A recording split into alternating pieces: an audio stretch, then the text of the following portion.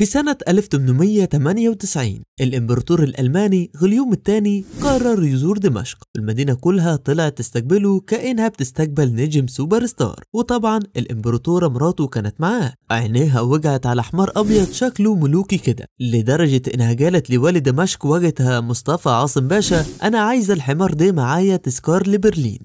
الوالي قام على طول يدور على صاحب الحمار، وطلع راجل اسمه أبو الخير تلو. الوالي قال له: سيدة الإمبراطورة عايزة الحمار، ممكن تديهولها؟ لكن أبو الخير رد وقال له: آسف يا أفندينا، مش هينفع. الوالي اتفاجأ وقال له: طيب نشتري منك. وبرضه أبو الخير أصر وقال: عندي 6 خيول أصيلة، لو عاوزينهم هديهم ليكم كلهم هدية من غير ولا مليم، لكن الحمار ده لا.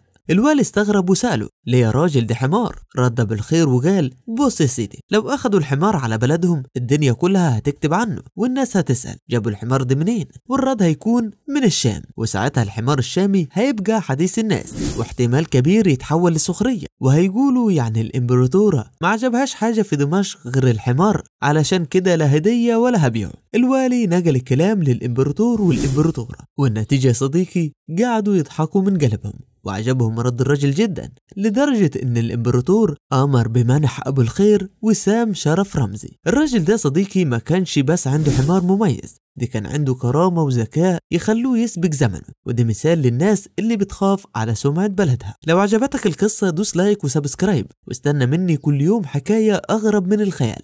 بس كده، سلام.